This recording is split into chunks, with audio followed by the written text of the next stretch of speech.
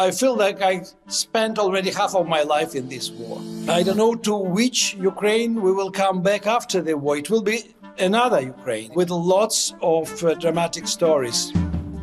Andrey Kurkov, widely regarded as Ukraine's greatest living writer. How do you keep your energy up, let alone your spirits up? My morale is kept by my friends, by my readers, by my connection to the world, by my desire to write, by new ideas, by coffee that I drink too much. I hope that the war will be over this year or next year. This is my dream. From Bloomberg Weekend, this is the Mishal Husain Show. We'll soon reach the 4-year anniversary of full-scale war in Ukraine. It's a moment that's been making me think about the realities of a long-running conflict, its impact on civilians.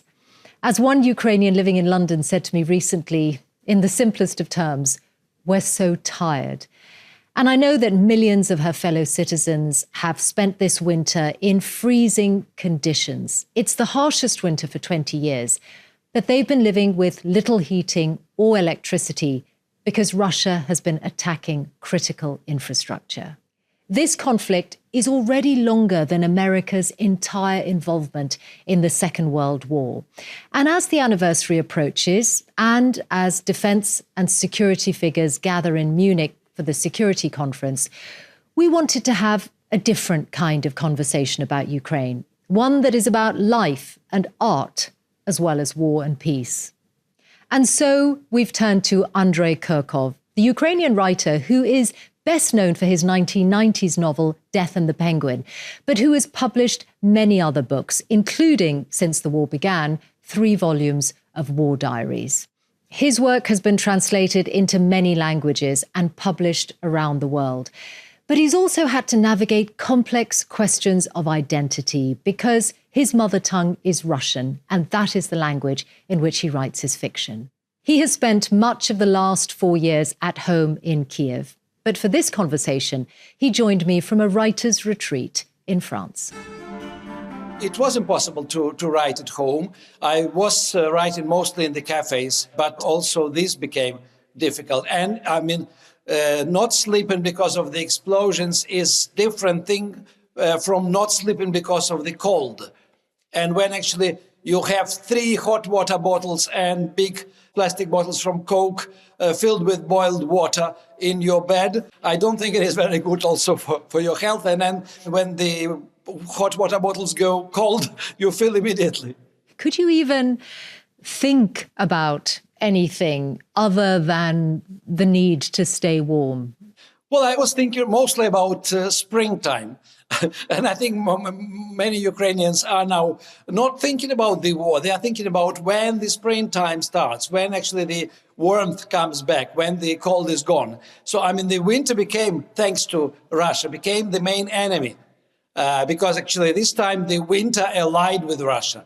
I read words that you wrote about the most heroic people being the plumbers, the ones that everyone wants and whose work is valued more than anyone else as they repair the infrastructure. Well, it's not only plumbers, it's electricians. And unfortunately, we had cases of these people collapsing because they didn't have sleep for 3-4 days. They were going from one accident to another. They had heart attacks or other problems, and several people died. Several plumbers died, electricians died. And you can consider them the victims of the war, the victims of Russian aggression, because they were saving other people. They were saving civilians. Can I ask you to step back in time for a moment and to remember February 2022, nearly 4 years ago now, as the full-scale war began? Because you've chronicled the war since through your diaries. What does the moment of this anniversary feel like to you? What does it represent? I feel like I spent already half of my life in this war. I do remember 25th and 26th of February 2022. I remember the night we had to spend in the Carpathian Mountains when we were fleeing from Kyiv by car with 9 people inside the minivan and got stuck in the traffic jam. It was minus 15 Celsius, etc. I think there was much more despair then than now. Now, actually, war became part of daily life and became part of lottery, because you never know who will be killed tomorrow by drones or by missiles or by anything else. And you just live every day at a time, hoping that we will survive till the next year and year after next, but with no guarantee. And at the same time, it doesn't make me sad. I think I lost the feeling of fear, because I remember the fear which paralyzed me when I heard the first explosions in Kyiv. This is life now. If you cannot stand it, you become a refugee, you go abroad, you stay there, you settle there. But if you decided to stay, you have to ignore the fear, because fear stops you from doing things. You stop functioning. So you accept new rules, you learn new rules of survival. You know what you should do first when you hear the air alert. You check if it is drones or missiles. If these are missiles, are they cruise missiles or ballistic missiles? From where to where they are flying? What is the chance that they will hit area around you? And then you decide whether you go in the corridor or you go into the bomb shelter or you run to the metro station and go down the escalator. So, I mean, lots of things like this. And of course, I understand that human beings can and will adjust to the most extreme of circumstances, because that's reality and it has to happen. I do wonder what you think has been lost in this period, even if there was more despair in 2022 than there is now. This does feel like a particularly harsh and perilous moment. So when you think about the period ahead, are you apprehensive? Are you fearful of what it will hold for Ukraine? I'm worried. After the beginning of full-scale invasion, there was much more solidarity among Ukrainians. The nation was consolidated. We had one enemy. We managed to liberate Kyiv region and Kharkiv region. There was some kind of faith that we can withstand, we can defend the country. And now we have Ukraine fragmented. Fragmented, I mean that we have a unknown number of people who remained on the occupied territories. We don't know what is happening to them. Some of them are happy to be under Russian rule. Some of them are not. We have soldiers on the front line. We have refugees abroad. We have displaced people, 4 or 5 million, who are extremely unhappy. And of course, we have still more than half of Ukraine living at home. But listening to the explosions and seeing the neighboring houses in flames and not knowing what will happen tomorrow, and now without heating. So, I mean, these Ukrainians should be reconnected, reunited after the war. And I don't believe Ukrainian government on its own can achieve this. I mean, it can be done only if all European countries and actually all democratic countries unite to help Ukraine to be reconstructed. And only if the country is reconstructed, then actually this unity of Ukrainians can be reconstructed. I'm conscious as I hear you talk that over these 4 years, you've become much more journalist, commentator, interpreter of Ukraine to the outside world. For a while, you found it hard to write fiction. I know it's returned to you. But do you miss your old life when you could devote yourself more fully to the writing of your imagination rather than interpreting the real world? Yes, definitely, definitely. I mean, I think psychologically, actually, I suffered a lot when I tried and I couldn't continue the novel about Kyiv in 1919, The Lost Soldiers, which was finally finished only in November 2024. And actually, when I finished this novel, I was extremely happy. I thought that I will start a new novel at once, and I couldn't for another year. And only now, actually, I managed to write every day a chapter or 1.5 chapters for the new novel. But this new novel is not about Kyiv 1919, it's about Ukraine 2026. And when you say that you couldn't finish the novel, or it took you a long time to finish the novel, was that because there's so much happening in the outside world that preoccupies you, the war, obviously, but also because it felt indulgent to retreat into your fiction? What was the actual reason? Well, the first idea was that actually it is a sinful thing, because writing fiction is a pleasure. Writing nonfiction is a duty. But I mean, it's more neutral. It can be a pleasure, of course, too. But I think the main reason was that I couldn't get distracted from the reality. I was following the news. I was following the air alerts. I was following the stories of my friends and relatives and neighbors and people I never met before. And I was part of the war. And so this was the main reason, because when you write a fiction, you have to be able to live the reality, to go away from reality for several, at least hours a day. And then you return to reality by the end of the working day. But I mean, this was impossible. And probably it's also subconsciously, you are looking for positive news, also positive news in the military sense. And you are checking the news in order to see that we are not losing, we are not giving in. And what do you think is the truth of that? What's your assessment? Who's winning? Nobody's winning. I don't see winners here. I think Trump wants to be a winner. He wants to be a winner in the sense that he is a peacemaker, but I mean, he is not a peacemaker. He's a business dealer, and he wants to have a business deal with Russia. And Ukraine is an obstacle. So, I mean, this war is an obstacle for him to restart investing in Russia and get more profit again from joint oil projects and from other projects. You grew up in the Soviet Union, so you've seen the big moment of transition earlier in your life. You wrote about it. It was the backdrop to your novel, Death and the Penguin. Are these the moments in all their extremity where you also find inspiration, you find your material? Because I know your latest novels, your crime novels, are set in the immediate aftermath of revolutionary time. So again, an extreme period. Yes, I mean, probably it's my destiny and destiny of most of Ukrainians to live through tragedies, through the times which cannot be described as prosperity time and good times. We had moments of prosperity. I mean, we had very good life before 2010, and even it was not bad before 2022, although the war that started in February 2014 did sort of cost us psychological pain and economical troubles, yes.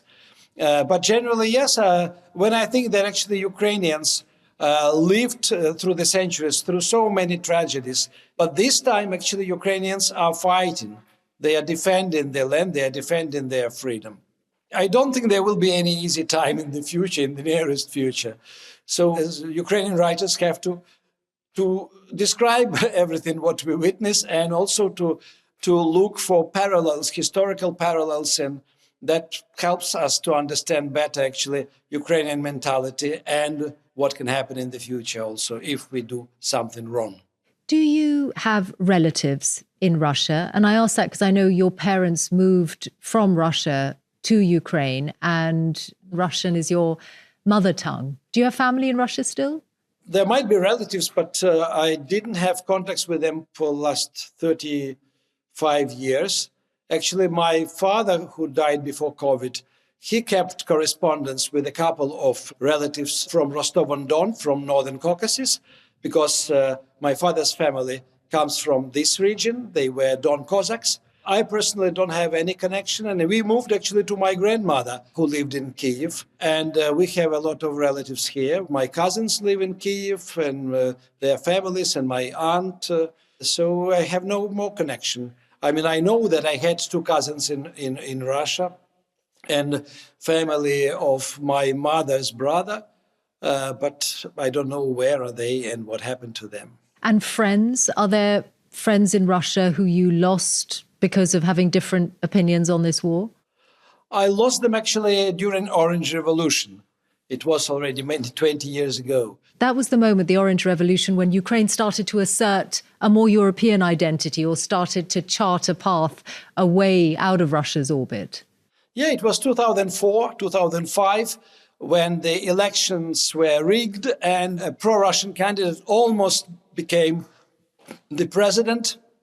He did become a president later in 2010, And then he was the reason for another revolution in Ukraine, which is called Euromaidan. And then he escaped to Moscow and still lives there in exile. I'm talking about Viktor Yanukovych.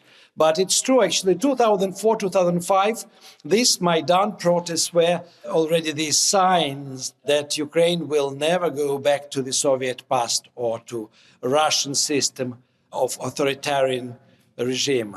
And what did you think when you were a young man in your 20s and seeing the Soviet Union come to an end? Did you have a vision then of Ukraine as an independent sovereign nation, or did you always think there would be a sibling-type relationship with Russia? Well, I mean, when everything was collapsing in 1991, of course, I mean, I was first puzzled and surprised by everybody else because, I mean, I was anti-Soviet dissident, not as serious as my elder brother. But I couldn't first imagine what will happen next. And then suddenly I naively became very optimistic. And I thought that now, as Ukraine is much smaller than Russia, it will be much more easier to make of Ukraine a civilized European country, which will have stable European democratic values and rules, and everything will function. And of course, these hopes of mine were crushed by the first post-Soviet years, because we had a mafia-run state with a huge inflation, with people being afraid to leave the flats to go outside because different gangs were shooting at each other. And I remember that my parents were afraid to leave the apartment in the first weeks after the collapse. But then then slowly the country was changing. And slowly, I'm saying, from my personal point of view, but from the point of view of history, the changes were very quick, because, I mean, like, I have a feeling that I lived in 5 or 6 different Ukraines since 1991. And the Ukraine of the 1998, 99, 2000 was already quite comfortable. And life was easy, and there was something to do, and you had freedom, and you didn't have censorship, and you could publish whatever you wanted to publish if you were a writer, not a journalist. Being a journalist was a difficult thing and a dangerous thing in Ukraine. But I don't know to which Ukraine we will come back after the war. It will be another Ukraine. It will be very different Ukraine, and probably with lots of dramatic stories, personal stories. And do you feel that you have been changed by these 4 years? I think everybody was changed.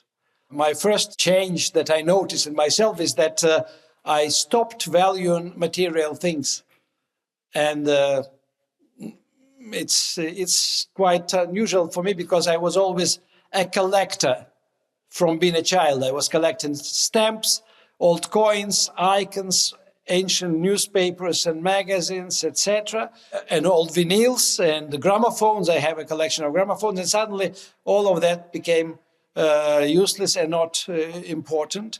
The other thing, if we talk about writing, I couldn't write before the war violent scenes. I mean, I was avoiding blood in the literary texts. And it is very easy for me now. I mean, writing describing violent situations is just a normality, because violence became a normality. It is a daily piece of news. But of course, I mean, there are other changes. The fact that I learned all the routes out of Ukraine, this is interesting. I mean, you become an unwilling adventurer. You have to calculate on which border crossing you will spend less time, and which country will be more friendly to you as to a Ukrainian than the others. So amidst all of this, you know that defense and security figures, political figures from many countries, including the US and, of course, Europe, are gathering in Munich for the big security conference. What would you say to them if you had a slot on that stage? Well, I would tell them to think about another measures to have an influence on Putin, on Russia, to stop this crazy war, to stop killing people by cold, by missiles, by drones, by their thermobaric bombs, which are destroying the villages. Because we are living in 21st century, well, unlike Russia. Russia prefers Middle Ages, okay, but I mean, Putin will not stop unless he is forced to stop. and to smile and to say that we should still keep peaceful conversation or try to find a common language with Russia, it doesn't make sense. The only language Russia would understand: economical pressure, diplomatic pressure, military pressure, and solidarity, which is becoming elusive. Because, I don't feel that actually the US government is supporting us. They want to put an end to the war for different reasons.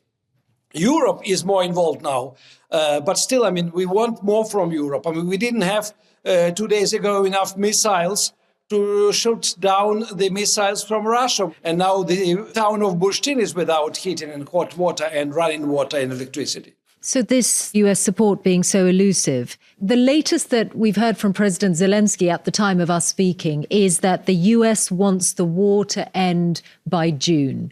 When you hear those words, what goes through your mind? That America will try to push Zelensky, to push Ukrainian government to accept the loss of territories, practically to accept capitulation, which will be camouflaged as some kind of peace deal.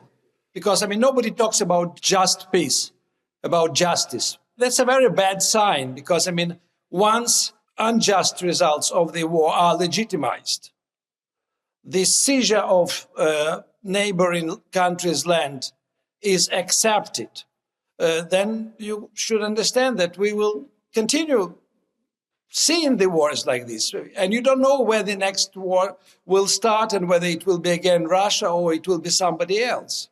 So would you want President Zelensky to stand absolutely firm in the face of pressure like that and not to, for example, give up territory in the east, in the Donbass? I think so, yes. I don't think we have really understanding. What will happen next if Ukraine gives in?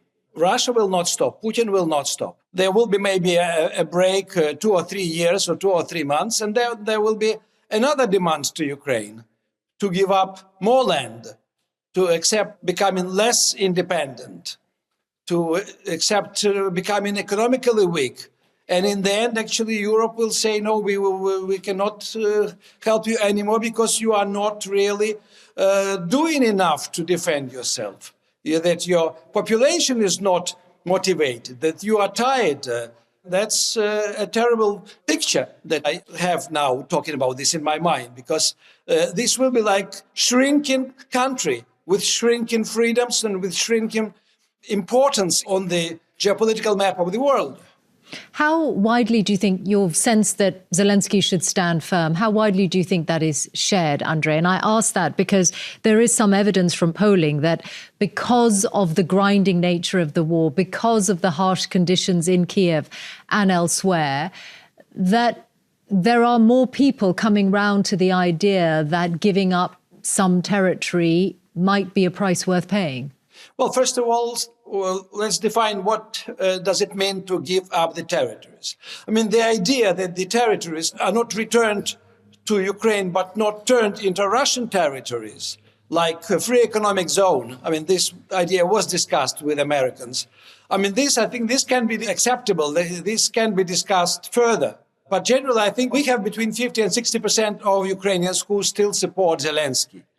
So I think approximately the same number of people think that he should be firm and he should try his best to defend Ukrainian interests, thinking about the future of Ukraine and not only about today's catastrophic situation.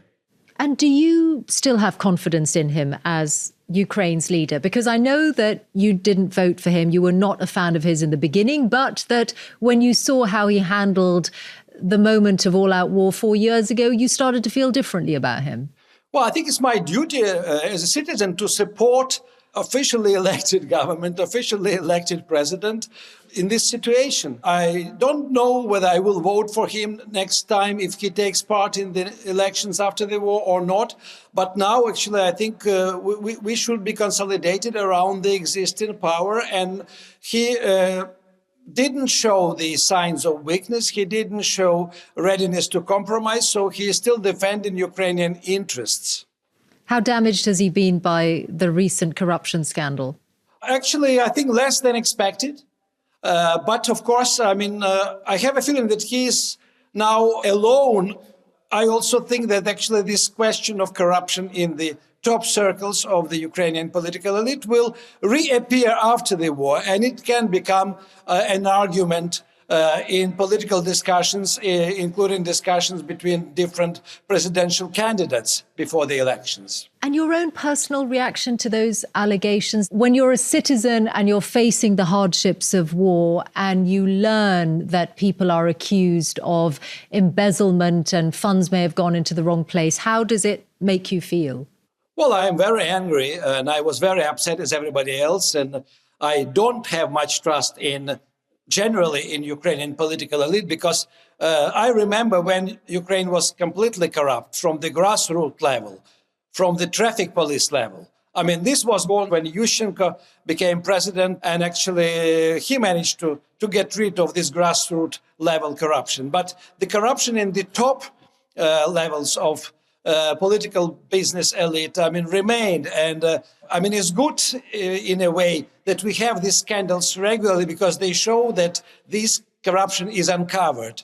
And it's interesting that this corruption is uncovered more often by the journalists, investigative journalists, than by the special anti-corruption bodies. But after the information from the journalists, usually the anti-corruption bodies begin the investigations. And of course, not often or not always, the people accused of corruption are detained and sentenced. This is another issue. Recently, they were allowed to leave the country, and now they are not to be reached by Ukrainian justice. Do you still have confidence, Andrey, in European allies? They obviously sound very different to the US, but do you think that that could ebb away or become elusive as you characterize the United States' attitude to Ukraine? Well, if you listen to Prime Minister of Hungary, Orban, of course, yes, you will immediately become a pessimist. Yeah, but now we are listening to the politicians and we listen to those who are saying nice things, who are promising more help, etc. And that's how we get our energy and our relative optimism. But of course, I understand that there are limits, and the time is the main question. How long more European Union can be supportive of Ukraine, we should understand actually what will happen inside European Union, taking into consideration the rise of extreme right political forces and the possibility of, for example, ADF party in Germany to come and to become a majority in the parliament. This is quite frightful.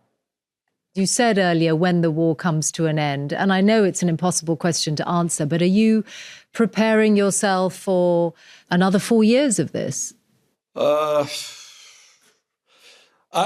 hope that the war will be over this year or next year. This is my dream. I was born 16 years after the end of the Second World War. I remember that Kyiv didn't have traces of war. So, everything was new, everything was rebuilt. There was a lot of building going on and new parks. So I think that when the war is over, it will take another probably 10 years, maybe more, maybe 15 years, to remove the scars of the war. But the scars visible on the ground, not from people's heads, from people's thoughts. And of course, the society probably will be split and people will be in different groups. They maybe will not be very friendly in the beginning to each other, those who left and those who stayed. Then the number of collaborators and traitors, it's something that makes me always very sad. It started from Crimea, where probably 80-90% of civil servants and the people from the Ukrainian Secret Service turned out to be Russian agents or immediately were employed by Russian administration and became Russians. So, this is something that probably will be discussed after the war a lot. It's a long road ahead, one way or another. What about your own future? When do you plan to go home, to go back to Kyiv? Well, when it is warm, once there is a sun. But generally, actually, my stay here in the residence is limited. So I will be here until the end of March, and then slowly, not using airplanes because I came by car, I will be moving in the direction of Kyiv. And sometime in April, when it is time to plant potatoes and vegetables, and we do it in our garden, that's when I plan to come back. And will there be another war diary? You've done 3 volumes of your war diaries. Can you do more, do you think? Do you have it in you? The last one is called 3 Years on Fire, Destruction of Ukraine. I continue to write diary and essays. I didn't plan the book number 4, and I hope that it will not be needed. But the texts are here, the texts are in the computer, some texts are published, and if it is important, I can easily prepare volume number 4. Does that mean that every day you are writing your reflections on the war as well as your fiction? Practically, yes, but some reflections are very short, some are 5 pages long, so they are different. But I do write every day, and actually I start my day with coffee and reflections, and only then I move on to my next chapter of a new novel.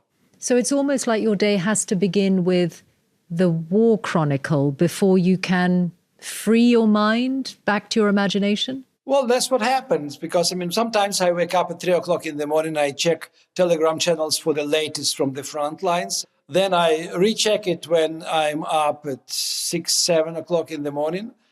And then, of course, I react to each piece of news, especially if they are important or if they are unusual. And then I exchange messages with several of my friends, and I check what they are doing and how they are, and if their town or city were bombed, if they are okay, if they have water and electricity. And the messages I exchange with my friends, they can be also can become entries in the future book if necessary.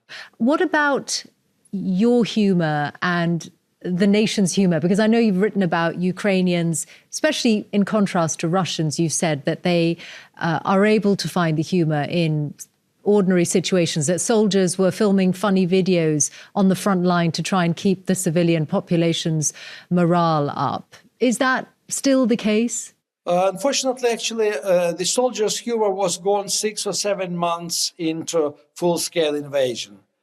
But the humor still, remains in the society, plays an important role. There is less humor now, but I think still it is used for the psychological defense as a medicine, as something that keeps you motivated and keeps you hopeful. I want to share one reflection with you that I've heard here in London from a Ukrainian I spoke to who began the year just saying to me, "We are so tired." Now, she's not living in the country at the moment. She's far from the front line, but she goes back to see her mother, and she just feels this immense weariness at this ongoing situation. How do you keep your energy up, let alone your spirits up, at a time like this? Well, I think my morale is kept by my friends, by my readers, by my connection to the world, by my desire to write, by new ideas that I have, by coffee that I drink too much. But I know a lot of people who are suffering, and these people actually, they have nobody to motivate them. They have financial problems. They are not helped enough. These people are tired. These people are weary. These people actually have no hope. And is it part of your job to keep giving or sharing some hope to the best of your abilities? Yeah. The main thing is not to share bad news. Unfortunately, many social networks users in Ukraine, they love to share bad news. Things are bad, but when you actually sharing bad news, you are multiplying this. But where's the good news these days? Is it in the individual resilience? What do you see that makes you feel less bad about the situation? Well, the fact that actually the Ukrainian participant of Eurovision was chosen a couple of days ago with a brilliant song. And this lady actually lives in Germany. She's a Ukrainian refugee. I'm thinking that actually it's very important that her voice will be heard on Eurovision. Ukrainian sports people, skiers are taking part in Cortina d'Ampezzo Olympic competitions. Ukrainian writers are in Paris and reading their poetry in Ukrainian. So, Ukraine is becoming more and more engaged in different spheres of European life. And this is my hope, that actually we are part of Europe. If Ukraine disappears, it will probably provoke collapse of the European Union, but definitely it will show that democratic values are not really values that keep people of the civilized world together. Andrey Kurkov, thank you for talking to us. Best of luck with the new novel as you continue writing it. Thank you. Thank you. Thank you very much.